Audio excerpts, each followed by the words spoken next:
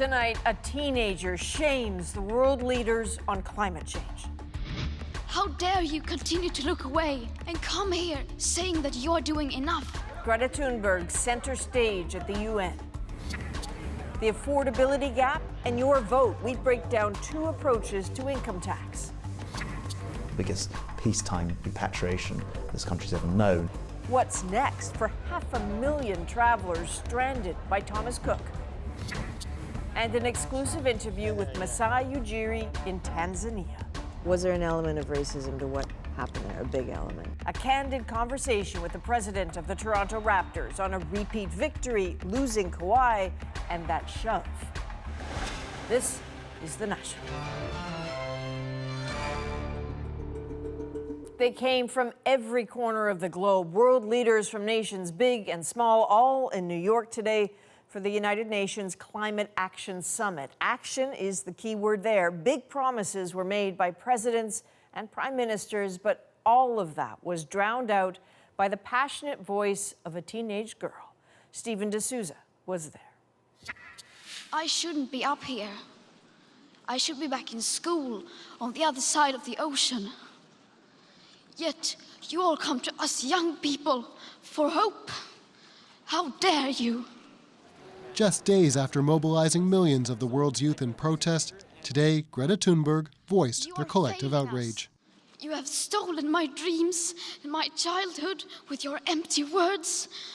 The 16-year-old Swedish activist used the floor of the United Nations to condemn world leaders. We are in the beginning of a mass extinction, and all you can talk about is money and fairy tales of eternal economic growth. How dare you? Excellencies. The Secretary General told countries to come with concrete plans. About 60 leaders offered specific steps to reduce emissions, but one of the world's biggest emitters was silent. Thunberg was surprised as anyone to see Donald Trump appear at the summit. The U.S. president spent less than 15 minutes listening to world leaders before departing for his own separate summit on religious freedom, a snub that loomed large. I think that people are looking at their political leaders as as a source of inspiration, and I think this is an opportunity that some people are missing right now. Montreal's mayor spoke about cities' efforts to fight climate change and said Thunberg's message struck a chord. Ultimately, we need to think ahead of the future generation, and as political leaders, this is what we should have in mind all the time, not only the today, but the future. Despite her anger, Thunberg was also determined and optimistic. The world is waking up, and change is coming whether you like it or not. Environmental groups say today's summit will do little to usher in that change. Calling today's announcements disappointing, they say world leaders know our house is on fire, but they're adding more fuel to the flames. Stephen D'Souza, CBC News at the United Nations. So Greta Thunberg spoke for almost 5 minutes at the UN today. Her pleas were forceful, fervent, and oh so eloquent. So here is more of what she said for the record. For more than 30 years, the science has been crystal clear. How dare you continue to look away and come here saying that you're doing enough when the politics and solutions needed are still nowhere in sight? You say you hear us and that you understand the urgency. But no matter how sad and angry I am, I do not want to believe that. Because if you really understood the situation and still kept on failing to act, then you would be evil, and that I refuse to believe. You are failing us, but the young people are starting to understand your betrayal. The eyes of all future generations are upon you. And if you choose to fail us, I say we will never forgive you.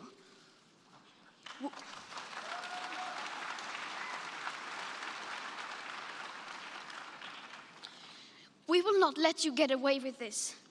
Right here, right now, is where we draw the line. The world is waking up, and change is coming whether you like it or not. Thank you. So Greta Thunberg will be in Canada at the end of the week at a climate march in Montreal. Hard to know how big it will be, but Quebec's largest school board has canceled classes to allow students to attend. The National will be live in Montreal Friday, gauging the measure of the moment. Right now, let's get you right back on the campaign trail. So Rosie, today's promises seem clearly designed to hit Canadians right where they live. Yeah, we're talking about how voters pay for prescription drugs, Adrienne, and whether a pipeline would go through their province, for instance. But let's start with your actual housing and today's Conservative pledge to help you afford it. Today, owning a home is more difficult and expensive than ever before. The Conservatives say they will fix the mortgage stress test that gauges affordability so first-time homebuyers aren't rejected unnecessarily. Many experts agree that the stress test has gone too far. CIBC says it snuffed out up to $15 billion in new mortgages just last year. Scheer also wants to keep the test off your renewal. Right now, if you want to change your lender, you have to go through it. For our first-time homebuyers, we will increase maximum amortization periods on insured mortgages to 30 years. That's up from the current 25 years, and it will reduce monthly payments. But just remember, the Conservatives brought in the 25-year limit to guard against a crash. It will mean that some people will not buy into the market. Scheer would also investigate how money laundering drives up home prices, an alternative to a foreign buyer taxes, which cool the market. We will protect your home and its value. The Liberal campaign rolled out a big promise of its own, something they've been talking about for months now, on national pharmacare. We'll hear the details of that in a moment, but first, David Common hears from Canadians, from you, on the need for affordable drugs. Prescription drugs are so expensive, Canadians spend more on them than on doctors. Blood thinners, antidepressant, a couple other things I don't 1 know. in 5 Canadians struggles to pay. And Beverly Moore worries when she's discharged, how's she going to be able to afford her drugs? Do you have any idea how much that'll cost? Probably hundreds of dollars a month. Can you afford something like that? Not really. Does that consume you? Yeah, pretty much. 6 in 10 Canadians do have at least partial private coverage, including Klasa Bienmat, who works in healthcare and sees firsthand among patients and friends what happens when there is no coverage. They cut on other expenses in order to afford to pay for their prescription drugs. What do you think about that? For such a rich country and for a country where we have universal health coverage, I think it's long overdue. And when you can't pay, you go without, as Karen Jackman has done. Some days I could not leave my apartment, literally could not leave my apartment. Other days, you know, you go through it, right? You just do the best you can. 1 in 10 Canadians do as she has, so the idea of pharmacare as a fix is often welcome, even if people have heard it before. I definitely think it's a big factor when going into looking at voting and stuff. Of course, promising some form of pharmacare is much easier and cheaper than actually delivering it. David Common, CBC News, Toronto. So does the Liberal plan fit the bill? Salima Shivji takes a look. In a riding the Liberals hope to hang on to, Justin Trudeau rallied this crowd on the heels of a major policy announcement.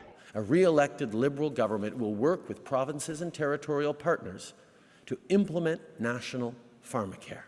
A promise sorely lacking in details, and one the Liberals have made in the past in previous campaigns. This time, it's $6 billion over 4 years to start talks to create a pharmacare program with a national drug agency and a national list of covered medication. See how big you're getting. But that same pool of money will also be used to help more Canadians get a family doctor, measures that require negotiations with the provinces. A $6 billion down payment. The Liberal leader didn't elaborate on that down payment, nor did he specify costs, deflecting every question about the details with a political attack. Who do you want standing up for you? Who do you want negotiating with Doug Ford when it comes to your health care? A swipe at Ontario's progressive Conservative premier that plays right into Trudeau's re-election game plan. Even so, the thin policy left plenty of fodder for his actual opponents. Trudeau has said a lot of pretty words, but really gave empty promises. This is a promise that Liberals have made since I was a teenager. And after bringing up Doug Ford's name more than a dozen times today, it's unclear how Justin Trudeau hopes to get provincial leaders around a table to make a deal on pharmacare or anything else. Salima Shivji, CBC News, Hamilton. Now to the NDP. Their leader gave an interview to Vashi Kapelas, host of Power and Politics. He expanded on his policy about pipelines, and that made some news. Here's Vashi. Thank you. NDP leader Jagmeet Singh's promise to Quebecers to give them the power to block any pipeline didn't come as a surprise. The party needs to keep its 14 seats there. There has to be social acceptability. There has to be communities that are on side. But Singh didn't stop there. In an interview with CBC News, he revealed he'd extend what is essentially a veto to every single province. I would not impose a project on any province. If we want to move forward with a project, there has to be the buy-in from all the people involved. Quebec's premier appeared pleased with the proposal, but his counterpart in oil-dependent Alberta called Singh's comments stunning and said they would undermine national unity. Experts say Singh's proposal flies in the face of the Constitution, which gives the feds outright authority to build infrastructure projects in the national interest. Well, this country was built on railways. This country was built on canals. And to say that a provincial leader could have stopped that would mean that Canada does not exist.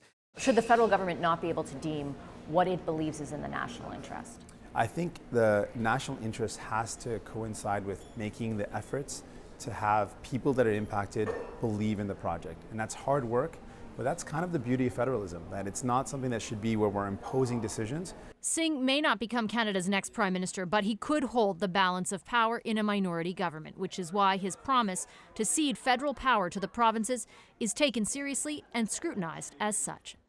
Vashi Kapelos, CBC News, Ottawa. So during this campaign, other leaders have also talked about how energy projects would get approved in this country, something that has proved challenging. Justin Trudeau clearly has the most experience trying to get a pipeline built. He's not only approved one, he used tax dollars to buy one.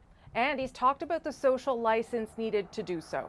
Indigenous Canadians have a range of perspectives from one community to the next on various projects, and what's really important is that we engage in meaningful conversations about how we're going to build a better future that includes them. The Liberals also responded to concerns in BC around the Trans Mountain expansion by investing more in marine protection and spill response, but ultimately the decision was the federal government's. Andrew Scheer has said he'd like to see an east-west energy corridor, a dedicated space for infrastructure projects like pipelines or hydroelectric projects.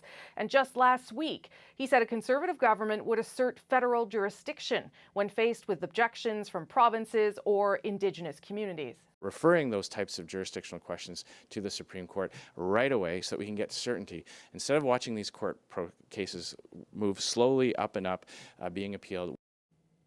We've got lots more campaign coverage ahead, and the focus, again, affordability. Peter Armstrong's going to take a good look at the Liberal and Conservative plans for income tax cuts. For now, back to you, Adrienne. All right, Rosie. Thomas Cook was one of the world's biggest travel companies until suddenly it wasn't. After 178 years, the firm that helped create the package tour industry has left 21,000 people out of work. And as Cameron McIntosh tells us, hundreds of thousands of travelers stranded. Flying straight into insolvency, one of Thomas Cook's final flights landing in Manchester from Orlando. Grounded for good, passengers disembarking as flight crews learned they no longer had jobs.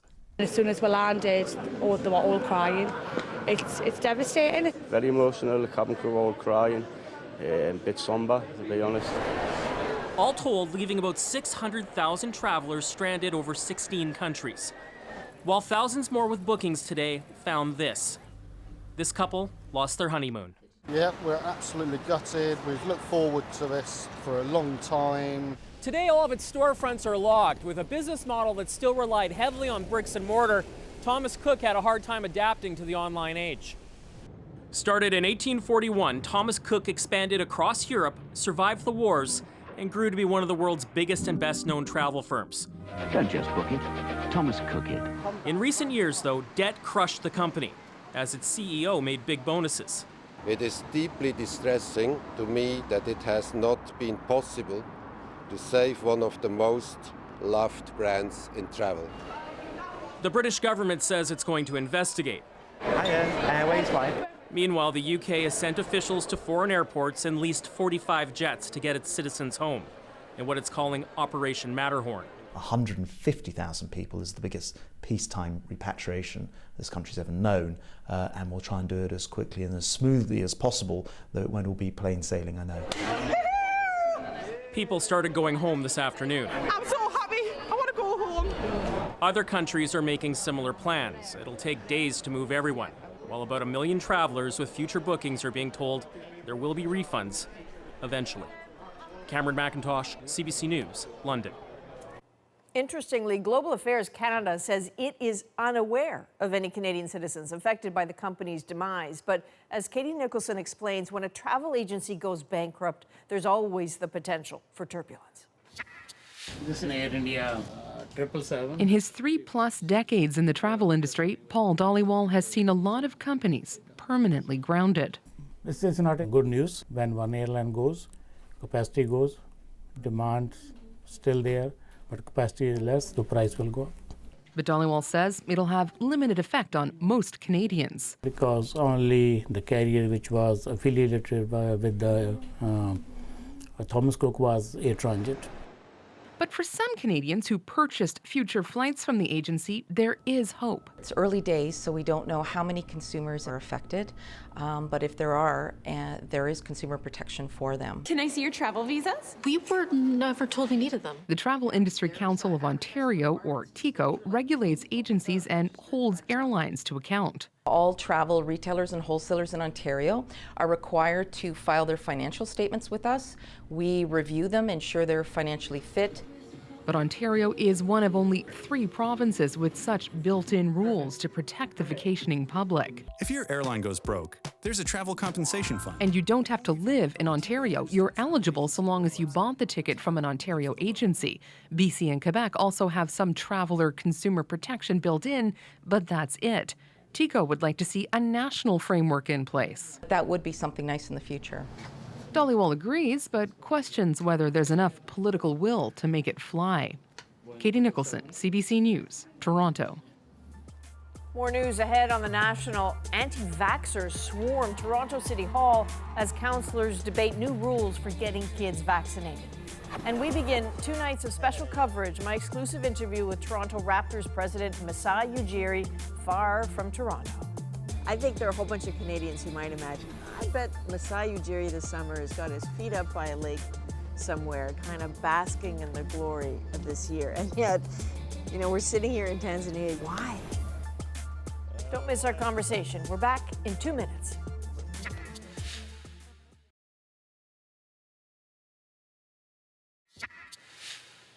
Crossing the Rubicon, nearing the tipping point. That's the talk now from Democrats weighing impeachment, peppering the White House with subpoenas. Amid reports, Donald Trump tried to get a foreign government to damage a political rival again. Here's Paul Hunter with Trump's response. Hey, good morning. Truth is, it all depends on what or who you want to believe. The U.S. president? I didn't do it. Versus evidence to the contrary. To recap, it's about a phone call by Donald Trump in July to the new president of Ukraine, overheard by someone in U.S. intelligence, leading to a whistleblower complaint on what Trump said. Say some reports he was leveraging U.S. aid to pressure Ukraine into investigating Joe Biden and his son Hunter, possibly for Trump's own political benefit and potentially against U.S. law. Said Trump today. We had a perfect phone call with the president of Ukraine. Everybody knows it. It's just a Democrat witch hunt. Trump has said Biden's name indeed came up in that phone call, but there was no pressure put on them whatsoever. I put no pressure on them whatsoever. I could have. I think it would probably, possibly have been okay if I did. His broader suggestion, there's dirt to dig up on Biden and his son, who had a financial interest in the country. If a Republican ever did what Joe Biden did, if a Republican ever said what Joe Biden said, they'd be getting the electric chair by right now. Biden denies any wrongdoing. Ukraine says there's no evidence Biden did anything wrong. Trump himself has offered no evidence. Meanwhile, the U.S. Congress has been blocked from even seeing the whistleblower report by Trump's own top intelligence official. Are you willing to clear this up by releasing the whistleblower report, sir? Quiet. As demands for the report grow, so too pressure on Democrats to take action. And with that, questions putting them in a familiar quandary. Is this impeachable? If so, should they? If they fail to act, say some, in the face of such clear allegations of presidential abuse of power, well, then what? Paul Hunter, CBC News, Washington. Okay, to some other stories we're following tonight. New details are emerging about the arrest of Meng Wanzhou.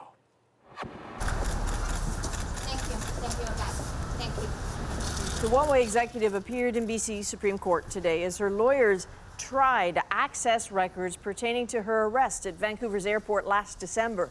They want to see if officials abused immigration rules. That is a claim the government lawyers refute. And anti-vaccine advocates clashed with medical professionals at Toronto City Hall today as council and city officials debated new strategies to combat vaccine hesitancy. My body, my choice. Yes. So dozens attended the meeting protesting Toronto's public health motion that school children should go unvaccinated only for medical reasons. The city approved the recommendations, but nothing will happen until the province weighs in.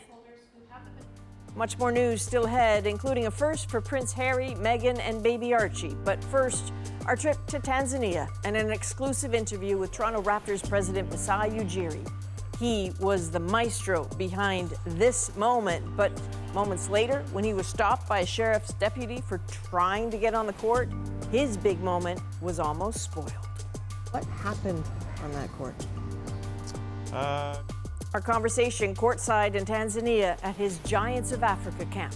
Next.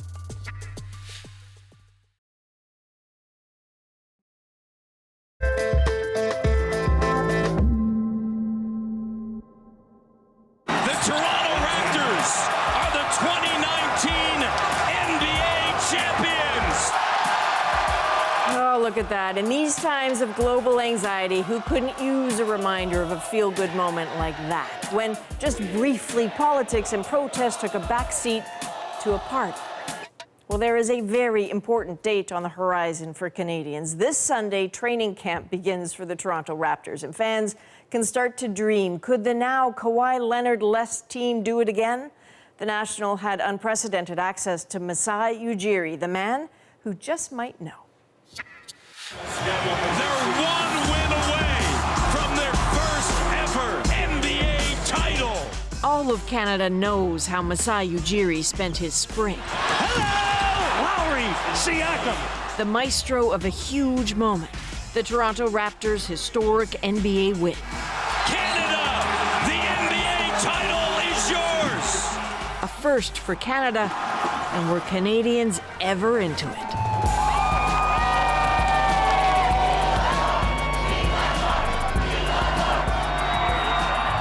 Ujiri had reason to smile. He deserves much of the credit for that win. From pulling off that risky trade for Kawhi Leonard, believe in the city, believe in yourselves, to building a roster that turned out to be greater than the sum of its parts. But there were complications. Allegations from the U.S. that Ujiri pushed an Oakland officer the night the Raptors won it all. The panic, then the despair of fans who could not woo Kawhi to stay. Thank all of Toronto, the city, the country. Welcome. But as all that swirled, Masai Ujiri found time for his treasured program, the Giants of Africa. Basketball camps for young, hopeful players across the continent. Camps about so much more than basketball. This year, he took them to Cameroon, Mali, Morocco, South Sudan, and Somalia. He even took the NBA trophy back home to Nigeria with the hopes of inspiring a nation. How are you? How are you? Good morning. Okay? Morning. You doing okay? Yeah, I am. Good shirt. Yeah. We caught up with Masai Ujiri at one of the camps in Dar es Salaam, Tanzania. Fresh off the heels of this amazing win you had, I think there are a whole bunch of Canadians who might imagine, I bet Masai Ujiri this summer has got his feet up by a lake somewhere, kind of basking in the glory of this year. And yet, you know, we're sitting here in Tanzania, you've been crisscrossing this continent. Why? Why? Because I think the youth need this. Yeah, and what better time to come off a championship to send messages. Yeah, send messages to the change that you want on the continent, the change that you want to instill in this youth, so that it registers in them. The only way for this continent to be great is you guys, okay? Always remember that. The majority of Africa is you. This is my happy hour, this is my golf, this is my whatever other people do. And this is what it is for me. And you get to hear that sound. And you get to hear that sound. Those kids are laughing, those balls are going. It's an incredible time. Where does the funding come from? I've basically negotiated my salary where part of it is for Giants of Africa. If I'm making $20, I say $3. I negotiate higher just to get the money for this. And it's one of the biggest things that I really appreciate because it built this, it started this. What's your best moment from this tour so far? If I'm to pick one moment on this trip so far, I would say going back to Zaria with the trophy and giving my parents the trophy was incredible for me. For my dad to look at me and tell me that I make him feel big, those things were so powerful. That's me personally. Hey, Toronto everywhere. Yeah. He grew up in Nigeria. That connection to Africa courses through him. Okay, we have to get this jersey off. Never a player in the NBA, but a scout initially. He still looks for and finds talent. He brought the likes of African-born Pascal Siakam, Serge Ibaka, and coaching staff to the Raptors. To see them be a part of that championship win was extraordinary. Can you take me to that moment when it worked, when you won? I'm wondering what the 12-year-old Masai in you was doing in that moment. My first instinct when we won was to go find my wife. And I thought about my kids. They were not at the away game, they were in Toronto. And the second thing that came to me was Africa won, Canada won. We proved to people that you don't have to come from a certain place to win. And when they won that night, something odd happened. The Oakland Sheriff's Office says Masai Ujiri shoved a deputy twice as he tried to get past him to the court to celebrate. There may yet be charges. What happened on that court? It's still going on, and I know who I am as a person, and I respect authority and respect obviously the police, and I won't comment on anything before. What does that mean, you know who you are? I'm only trying to celebrate winning a championship. That's all I was trying to do, and I know the person that I am. You had your credentials? You showed them? Yeah, I think I'll leave that till it's all said and done. Is that your decision, or has the NBA said not to talk? No, it's my decision. One of the discussions that's been happening around you, not with you, because you're not talking publicly about it, is that was there an element of racism to what happened there, a big element? Have you felt racism in your job? To be honest, no. Yeah, I stay focused, and to be honest, my focus is winning, and if somebody comes and is a certain way to me, that's not what comes to my mind at all, so I don't even give it a chance, and I think that helps me. Have to ask you too about the Toronto heartbreak. How did Toronto lose Kawhi? How did you lose Kawhi? If he wants to go home, he's gone home. You know, I couldn't tell Toronto if there was a team in Lagos, Nigeria, or in Zaria, Nigeria, there was an NBA team there. I don't know if I would stay in Toronto. You know, like there are some callings in life, you know, like some things that pull people one way or the other. And I completely understand that. But it must have been more complicated than Kawhi saying, I want to go home, and you saying, oh, okay, go ahead. Yeah, you're going to try and convince the player. You're trying to keep the player. There's plenty part of him that wanted to stay. And What part of him wanted to stay? Oh, winning the city, you know, like everything. He won in the city. He had one of the greatest shots in NBA history now. By Simmons, is this the dagger?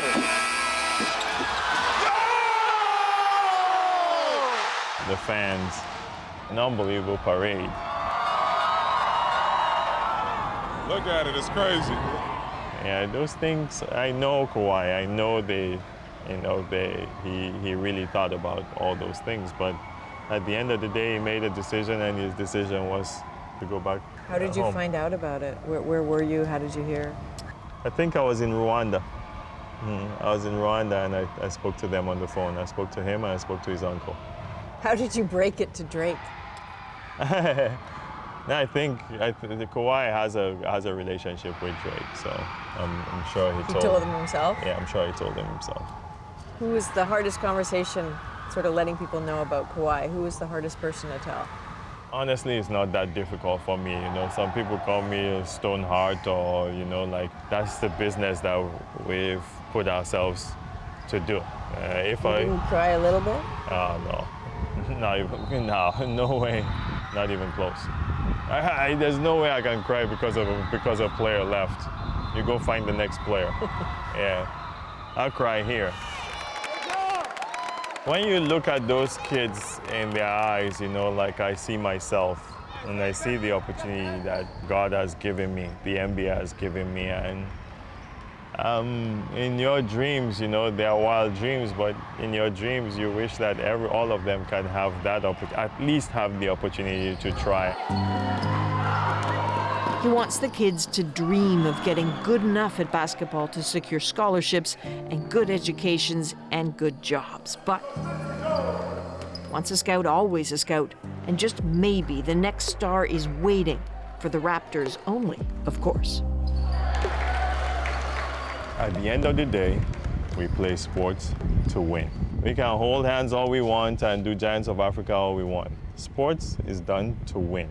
Yeah, and I want to win. And whoever I'm bringing to the Toronto Raptors, it's to win. So the presidents of the other teams must look at you and think, this guy has a magic formula. Are they a little bit jealous of you? Are they? No. There's never any that kind of talk. You know? Nobody gives you the gears about coming over here? Sometimes, you know, like sometimes it's seen as an advantage, or sometimes it's like, oh, okay, he has access to all of this stuff, but I think they know. You have a pipeline. Yeah, there's with Giants of Africa, obviously, I've seen many kids, but I think they know why I do it. Your future. I mean, so many people were convinced that your friend Barack Obama would really work hard to try to get you to go to the Washington Wizards. How hard did he try? We talked about it. But no, our friendship is not that way. He's been an incredible mentor to me, and his friendship is not to convince me. Yeah, his friendship is to give me all the best information to be the best leader where I am. And it's incredible, the advice and the kind of advice he gives. He's a remarkable person, and I really appreciate that. But no, I talk to him far more beyond, you know, like those things. Barack Obama! It was great to see him at the Raptors game. Was that a big deal for you? A huge deal. Yeah, it's a huge deal. I say this to have him there. I'll be proud of that, you know, for the rest of my life. It's something that I will never, ever forget. And you people really did wonder if you'd done everything you wanted to accomplish in Toronto, if you were tempted to move on. Were you? I wasn't. Yeah, I wasn't. If there came a time, you know, I think people would understand, you know, like why.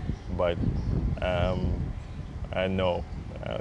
This is where my kids were born, you know. This has become part of me, you know. Canada has become part of me, and I love that. Championship number 2? Hey, we're gonna get it. I don't know when it will be, but we're gonna get it. Just like I said, we'll get the first one, and I said I didn't know when I will get it, but we will. Guarantee you we will. You know, like I have the ultimate confidence that at the time will come. Okay. Thank you very, very much, Masai. I really appreciate it. Thank you. Thank you. So as you saw there, that interview was in Tanzania a short while ago during one of the Giants of Africa camps. What exactly happens at those camps? Have a look. This is a seed planted by Masai Ujiri. That basketball can be a passport to something huge. Some of the top coaches from the NBA and WNBA putting full attention on kids who need a chance. You guys have to make the country better. Words can lift in a place where the reality of life can sometimes crush these kids. The making of giants, tomorrow on The National. And next, vying for your vote. The Liberals and Conservatives have both proposed new tax cuts, so who benefits from each plan? We're back in 2 minutes.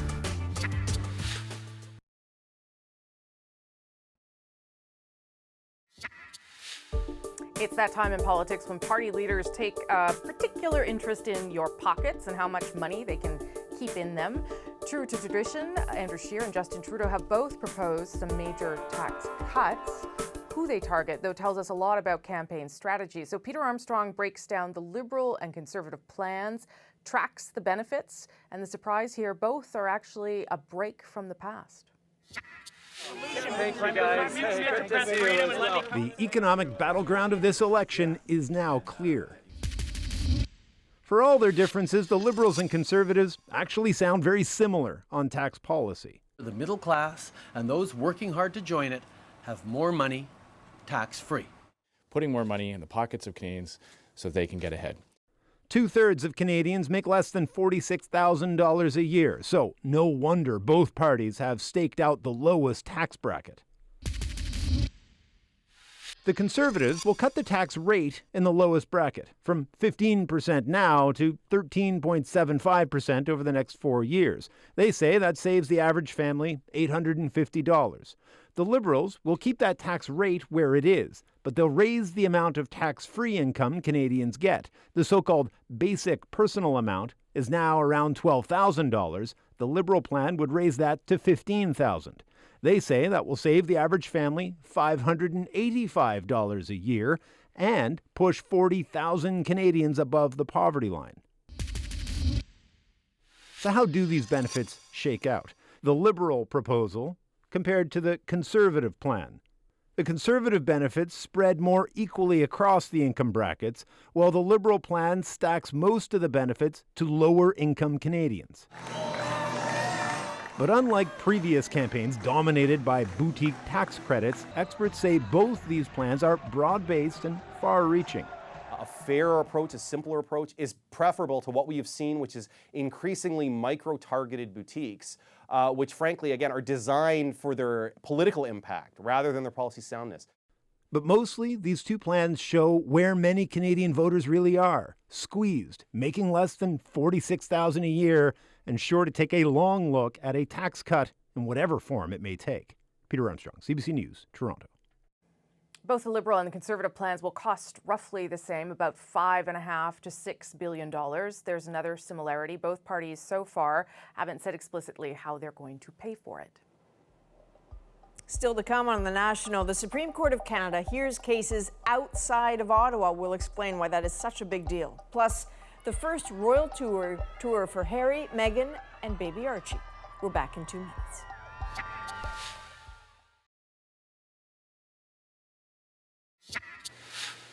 Let's get back to more developing stories. At least 40 civilians attending a wedding party were killed following anti-Taliban raids in eastern Afghanistan last night. Relatives gathered outside a hospital today where at least a dozen others were being treated for injuries. Officials say the civilian deaths happened in the building next to a Taliban hideout, which was being struck by Afghan forces with the backing of American airstrikes. The Duke and Duchess of Sussex began their first official tour since the birth of their son, Archie. And huge crowds turned out to see Harry and Meghan in Cape Town. The couple visited a museum devoted to the history of one neighborhood under apartheid and an organization that teaches self-defense to vulnerable kids. It is the start of a 10-day tour. Still ahead on The National, The Moment Revisited. We showed you this viral video yesterday of a pro wrestler arguing with an RCMP officer.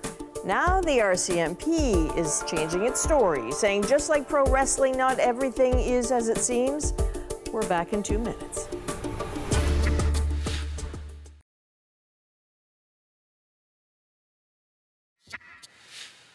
The Supreme Court of Canada is taking its show on the road. It will hear cases outside of Ottawa for the first time in almost 145 years. The 9 justices are in Winnipeg this week, and Karen Pauls finds out why. Ladies and gentlemen, the Supreme Court of Canada. Chief Justice Richard Wagner traded his red robe for a Jets jersey last night. For tonight's ceremonial puck drop, please join us. It's one of the first things he mentioned at a news conference this morning. While I could never betray my hometown hockey team, I will say that last night's Jets game was a special experience. Well, as you've been hearing on national news this morning, and certainly community engagement is a big reason the Supreme Court is here, with 4 public events and meetings with Indigenous, Métis, and Francophone leaders. Some feel there's more than one system of justice in Canada. There's 3. One is First Nations, one is non-First Nations, and the other one is the government. The Chief Justice agrees representing all of Canada is important. It's a question of respect. I think that Canadian people should see themselves in their courts. I've been a judge now for 17 years, the last 8 on the Supreme Court. Today, the justices met with students, including these at Children of the Earth High School. Worst comes to worst, how do you remove a judge? You can file a complaint with the Canadian Judicial Council. They threw their questions and really some of their stories that I've had a chance to hear about really also, bring home the importance of the work we do. It would be pretty cool if a First Nations person could make it up to Supreme Judge. The court will hear 2 appeals while it's here. One about the length of time it takes to get a court decision, and the other about minority language rights in the school system. Karen Pauls, CBC News, Winnipeg.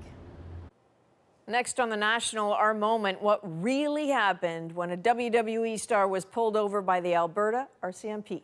Next.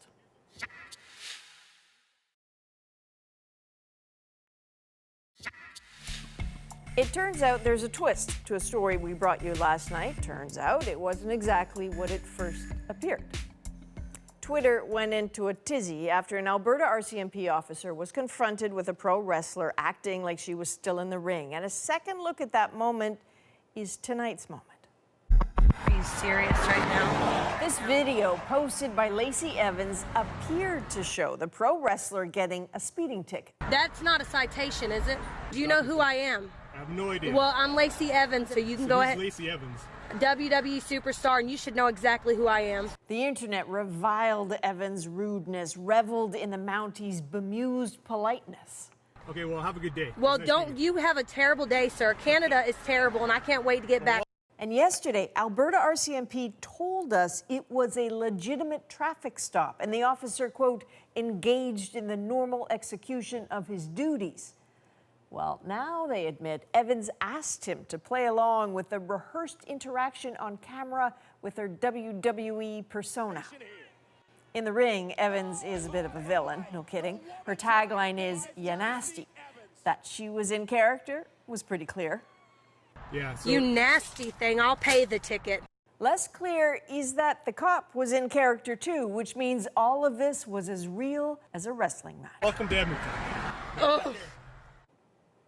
So what you don't know, Adrian, is that I our don't know a lot, writer-producer Michael Bobby knew that not only was she in character, he was very suspicious of this entire event last night. I believed that these were honest individuals. She did get the traffic ticket, but that is the only part of this that was real, apparently. Indeed, it's pretty intricate. She issued a statement today saying, "I'm glad you were all entertained, but if you ever try to honestly disrespect or put brothers and sisters in blue in harm, I hope you get what you ask for." So there you go.